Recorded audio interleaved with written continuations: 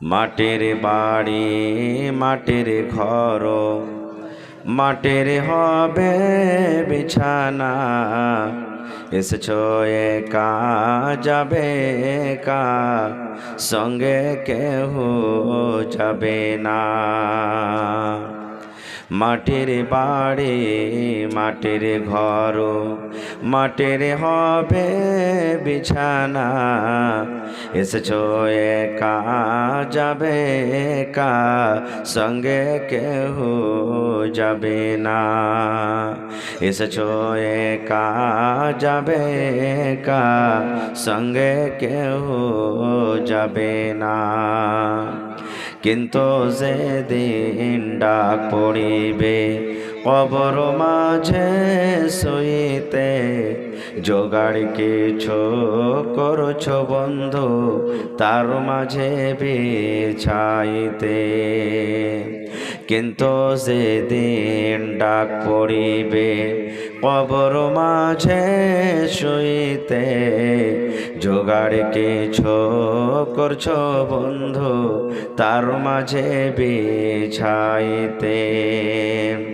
লক্ষ কোটি মুদ্রা বয়ে করছো বালা খানা, হীরামণি মুক্তা দিয়ে পালঙ্কের ওই বিছানা। হীরামণি মুক্তা দিয়ে পালঙ্কের ওই বিছানা। এমন জায়গা যাইতে হবে যে ঘরে নাই সাথী, এমন ঘরে রইতে হবে যে ঘরে নাই বাতি। এমন জায়গা যাইতে হবে যে ঘরে নাই সাথী, এমন ঘরে রইতে হবে যে ঘরে নাই বাতি। দাদা গেছেন বাবা গেছেন কেউ তো ফিরে এলো না, এমনি ভাবে যাইতে হবে তোরা কেন বুঝিস না। দাদা গেছেন বাবা গেছেন কেউ তো ফিরে এলো না, এমনি ভাবে যাইতে হবে তোরা কেন বুঝিস না। সাদের ছেলে চলে যাবে আর তো আব্বা ডাকবে না, পরনের বিবি চলে যাবে আর তো ঘরে ফিরবে না। সাদের ছেলে চলে যাবে আর তো আব্বা ডাকবে না, পরনের বিবি চলে যাবে আর তো ঘরে ফিরবে না। মাটির বাড়ি মাটির ঘর, মাটির হবে বিছানা। এসেছো একা যাবে একা, সঙ্গে কেহ যাবে না। এসেছো একা যাবে একা, সঙ্গে কেহ যাবে না। নারে তাকবীর। আজকে জলসার আমার যোগ্যতমায় শ্রদ্ধেয় সভাপতি সাহেব,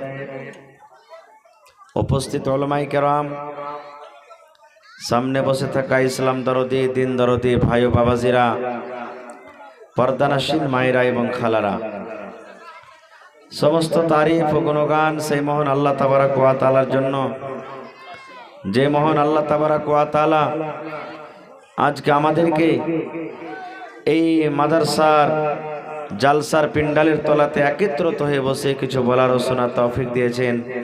তাই আমরা সে আল্লাহর প্রশংসা করি। সকলে পড়েন আলহামদুলিল্লাহ। একটু জোর করে পড়েন আলহামদুলিল্লাহ। তারপর আমাদের শেষ নবী হযরত মুহাম্মদুর রাসূলুল্লাহ পড়েন সাল্লাল্লাহু আলাইহি সাল্লামের পর অগণন দারুদ শরীফ শান্তির ধারা বর্ষিত হোক, আমিন। আল্লাহুম্মা সাল্লি আলাইহি আল্লাহুম্মা বারিক আলাইহি। বন্ধুগণ, আজকে আমি আপনাদের সামনে কোরআন মাজিদের একটি আয়াত তেলাওয়াত করেছি এবং আল্লাহর নবী মুহাম্মদ সাল্লাল্লাহু আলাইহি সাল্লামের একটি হাদিস পড়েছি। সে আয়াত এবং হাদিসটাকে সামনে রেখে আমি যা কিছু বলবো আল্লাহর কাছে দোয়া করি রব্বুল আলামিন আমি যেন সেই হাদিস এবং কোরআন থেকে বলতে পারি এবং তার প্রতি ছোট বড় সকলে যেন আমরা আমল করতে পারি, তার জন্য আল্লাহ আমাদেরকে তৌফিক দেন। পড়েন আল্লাহুম্মা আমিন। বন্ধুরে আমার, আজকে জালসাটা হলো বানাত মাদ্রাসার জালসা, নাকি নাকি না বানাত মাদ্রাসার জালসা, মাদ্রাসাতুল বানাত। বানিন দুটাই মনে হয় আছে, ছেলে মেয়ে দুজনই শিক্ষা অর্জন করছে, শিক্ষা হাসিল করছে। এই মাদ্রাসার কতখানি গুরুত্ব, মাদ্রাসার দরকার আছে কি না, একটা মানুষের জন্য শিক্ষার কতখানি দরকার, এ সম্পর্কে কয়েকটা কথা আপনাদের সামনে আলোচনা করবেন ইনশাআল্লাহ। ভাই আমার, মাদ্রাসা শব্দের মানে হলো পড়ার জায়গা, যেই জায়গাতে পড়া লেখা হয় ওই জায়গাটাকে কি বলা হয়? মাদ্রাসা। এই মাদ্রাসাটা কোনো নতুন নয়। আজকে আপনারা মাদ্রাসা করেছেন বা বিভিন্ন জায়গাতে মাদ্রাসা রয়েছে, এই মাদ্রাসাটা কোনো নতুন নয়। একটু আওয়াজ বাড়াও ভাই, একটু আওয়াজ বাড়াও। এই মাদ্রাসাটা কোনো নতুন নয়। আপনারা জানেন, যারা পড়ালেখা কিংবা হয়তো কোনো জালসাতে শুনেছেন যে আল্লাহর নবী মুহাম্মদ সাল্লাল্লাহু আলাইহি সাল্লাম যখন মক্কা থেকে হিজরত করে মদিনায় চলে গেলেন, বেঈমান মুশরিকের যন্ত্রণায় যখন হিজরত করে মদিনায় চলে গেলেন, মসজিদে নববী তৈরি হলো। সেই মসজিদে নববীর এক সাইডে, এক কোণাতে আল্লাহ রাসূল পড়ালেখার কাজ চালু করে দিলেন। পড়ালেখার কাজ চালু করে দিলেন নবীজি, শিক্ষার কাজ চালু করে দিলেন। মসজিদের ভিতরে জায়গা নাই, কি করবে? জায়গা নাই। আজকে যেমন দেখবেন কত গ্রাম এমন এখনো আছে যে ওই গ্রামে মাদ্রাসা নাই, ওই গ্রামের ছেলে মেয়েরাকে মক্তবে ওই একটা জামে মসজিদে মৌলভী সাহেব রেখে, মাস্টার রেখে ওখানে ছেলে মেয়েদেরকে তালিম দেওয়া হয়। এখনো দেখবেন কত গ্রাম আছে। তো আল্লাহ রাসূল সাল্লাল্লাহু আলাইহি সাল্লামের জামানাতে নবীজি সর্বপ্রথম মাদ্রাসাকে কায়েম করেছেন। কোথায়? যেই জায়গাতে মসজিদে নববী আছেন, যেই জায়গাতে মসজিদে নববী কায়েম আছে, ওই মসজিদে নববীর এক সাইডে, এক কোণাতে মাদ্রাসাকে কায়েম করা হলো। আজকে দেখেন আল্লাহর রহমতে, আল্লাহর দয়াতে ওই মাদ্রাসা বড় হতে হতে হতে হতে আজকে মদিনা ইউনিভার্সিটি তার নাম হয়ে গেছে, যেখানে মাদানী সাহেবেরা পড়ালেখা করে তারা টাইটেল নিয়ে আসেন যে হ্যাঁ এটা হলো মাদানী সাহেব।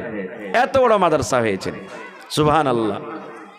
তবে ওই মাদ্রাসাতে কারা পড়ালেখা করতেন? আপনাদের মতন বড় বড় মানুষেরা। মাদ্রাসা এই যে এখন বর্তমানে মাদ্রাসা কায়েম হয়েছে, এই মাদ্রাসাতে কারা পড়ালেখা করে? আপনার ছেলে মেয়েরা পড়ালেখা করে। এরা আলিফ থেকে নিয়ে যত পড়ালেখা হয় সব কিছু করে। এখানে আপনাদের মতন বড় মানুষ পড়িতে যায় না, কিন্তু আপনাদের জন্য আল্লাহ তাবারাক ওয়া তাআলা খুব বড় নিয়ামত দান করেছেন যে মাঝে মাঝে জালসা হয়। জালসাতে এসে আপনারা কিছু দিনের কথা শুনতে পান, দোয়া শুনতে পান, সূরা শুনতে পান, মাসলা মাসাইল জানতে পারেন। আর দ্বিতীয় নম্বর হলো জুমার খুতবা। জুমার খুতবাতে প্রত্যেক দিন খুতবায় খুতবায় আপনারা শুনতে পান। তো ভাইরা আমার, কথা হলো যে আপনাদের মতন বড় বড় সাহাবায়ে কেরাম, আল্লাহ রাসূল সাল্লাল্লাহু আলাইহি ওয়াসাল্লামের জামাই, আল্লাহ নবীর শ্বশুর, এই ধরনের বড় বড় সাহাবীরা আল্লাহ রাসূল সাল্লাল্লাহু আলাইহি ওয়াসাল্লামের কাছে ইলম হাসিল করতেন, জ্ঞান হাসিল করতেন। আপনারা মনে করবেন যে হাজী মাওলানা বড় হয়ে ইলম শেখাতে তো লজ্জা লাগবে, বড় হয়ে ইলম শিখতে গেলে লজ্জা লাগবে, শরম লাগবে, বড় হয়ে কেমন করে ইলম শিখবো জি মাওলানা? জি না, শরীয়তে কোনো লজ্জা নাই, শরীয়তে কোনো শরম নাই।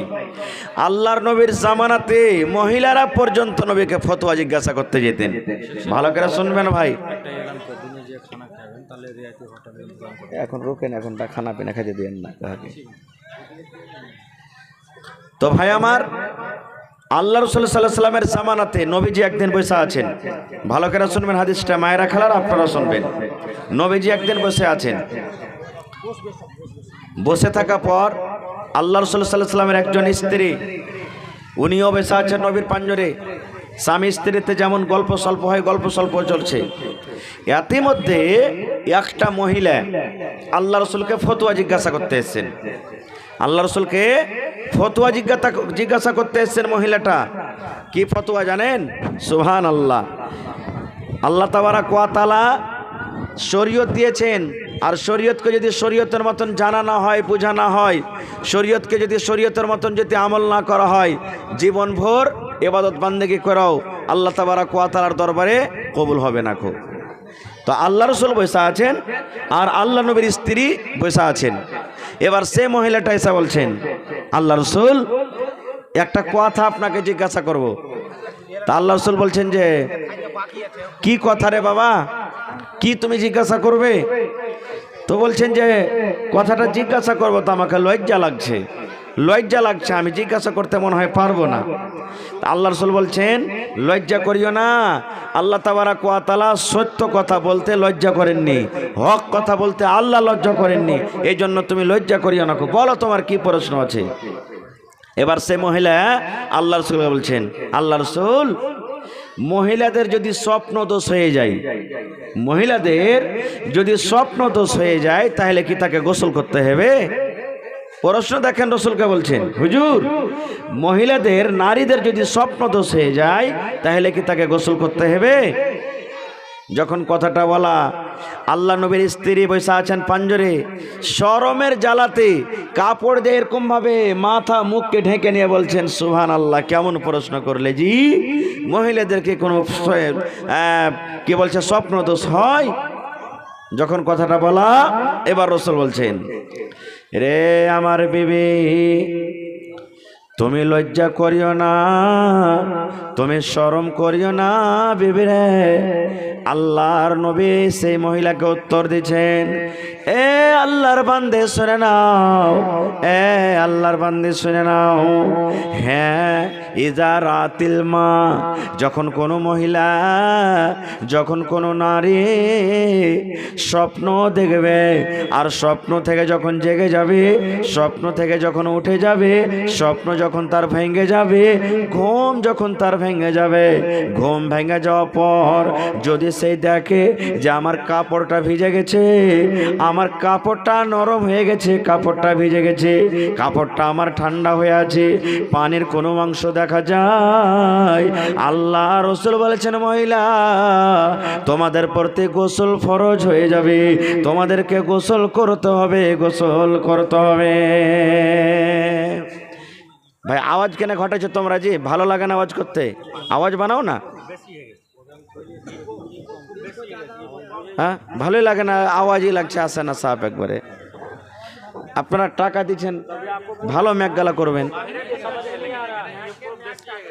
হ্যাঁ, আওয়াজ বানাও ভাই, ভালো করে আওয়াজ বানাও। এখানে আওয়াজই আসে না স্টেজে সাপ। হ্যাঁ, সব থেকে নাজিবের ম্যাকটা ভালো আপনাকে পড়োশিতে। ওই হরেনটাকে ওদিকে মুখ করে বাঁধেছে, এদিকে মুখ করে না বাঁধে, হরেনটাকে ওদিকে মুখ করে বাঁধেছে।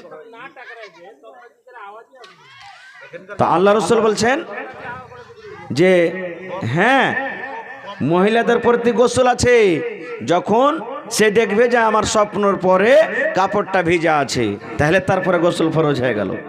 এবার বলেন, যদি সেই মহিলাটা শরম করে, লজ্জা করে যদি থেকে যেতেন, এই শরীয়ত কি জানতে পারত? ভাই জানতে পারত? হানা বলেন, জানতে পারত কি? জানতে পারত না। আওয়াজ বানাও না জি ভাই, আওয়াজ বানাও না। হায় আল্লাহ, একটুকু আওয়াজ আসে না এখানে স্টেজে। আওয়াজ বাড়াও, যতক্ষণ আওয়াজ আছে আওয়াজটা বাড়াও না, এই বক্সের আওয়াজ বাড়াও না। আওয়াজ বাড়াইয়ে না, आपको कहा जा रहा आवाज बढ़ाइए।